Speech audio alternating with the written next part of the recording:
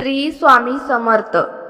स्वामी समर्थ म्हणतात, बाळा, आज मी तुला एक प्रश्न विचारतो. तू इतका काळजीत का आहेस? ज्या गोष्टी अजून घडल्याच नाहीत त्यांची भीती तू आजच का बाळगतो आहेस?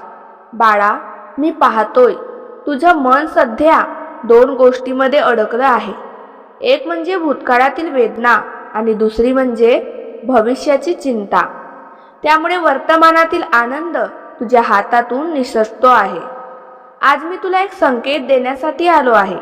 हा संकेत पैशांचा नाही, हा संकेत नोकरीचा नाही, हा संकेत एखाद्या व्यक्तीचा नाही. हा संकेत तुझ्या स्वतःच्या शक्तीचा आहे.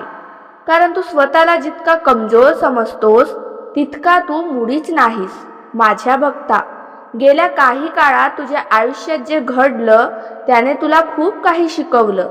काही लोक कायमचे निघून गेले, काही नाती बदलली, काही स्वप्न तुटली आणि काही अपेक्षा अपूर्ण राहिल्या. पण तुला एक गोष्ट लक्षात आली का? हे सगळं होऊनही तू अजून उभा आहेस. याचा अर्थ काय? याचा अर्थ तुझ्यात अजूनही लढण्याची ताकद आहे. आज मी तुला सांगतो, तुझ्या आयुष्यात एक नवीन दार उघडण्याच्या तयारीत आहे. पण समस्या अशी आहे की तुझं लक्ष अजूनही बंद झालेल्या दरवाजाकडे आहे. जिथे काही मिळालं नाही तिथेच तू पुन्हा पुन्हा पाहतो आहेस आणि जे येणार आहे त्याकडे दुर्लक्ष करतो आहेस.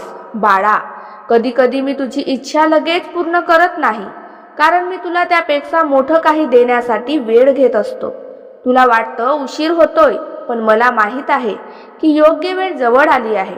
आज रात्री झोपण्यापूर्वी एक काम कर, तुझ्या सगळ्या चिंता माझ्या चरणी ठेव.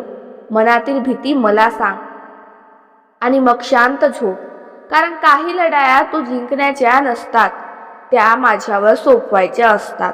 माझ्या लेकरांनो, मला दिसतंय की तुमच्यापैकी अनेक जण एका चमत्काराची वाट पाहत आहेत. पण लक्षात ठेवा, चमत्कार म्हणजे आकाशातून काही पडणं नाही. चमत्कार म्हणजे योग्य वेळी योग्य मार्ग दिसणं. चमत्कार म्हणजे निराश मनात पुन्हा आशा जागणं. चमत्कार म्हणजे बंद वाटणाऱ्या वाटेवर अचानक प्रकाश पडणं. आणि मला दिसतंय तुमच्या आयुष्यात तो प्रकाश आता जवळ येत आहे. म्हणून स्वतःवर शंका घेऊ नका. तुमच्या प्रार्थना वाया गेलेल्या नाहीत, तुमचे अश्रू व्यर्थ गेलेले नाहीत, तुमचा संघर्ष निष्फळ गेलेला नाही. प्रत्येक गोष्ट मोजली जात आहे, प्रत्येक प्रार्थना ऐकली जात आहे आणि प्रत्येक योग्य इच्छा तिच्या योग्य वेळेची वाट पाहत आहे. म्हणून आज मी पुन्हा एकच सांगतो, घाई करू नका, निराश होऊ नका, स्वतःला कमी समजू नका. कारण ज्या क्षणी तुम्ही हार मानण्याचा विचार करता त्याच क्षणी तुमच्या आयुष्यातील नवीन अध्याय सुरू होण्याच्या सर्वात जवळ असतात. मी तुमच्यासोबत आहे, तुमच्या प्रत्येक पावलासोबत आहे. आणि जोपर्यंत तुमच्या मनात विश्वास जिवंत आहे तोपर्यंत कोणतीही अंधारी रात्र तुमचा प्रकाश हिरावू शकत नाही.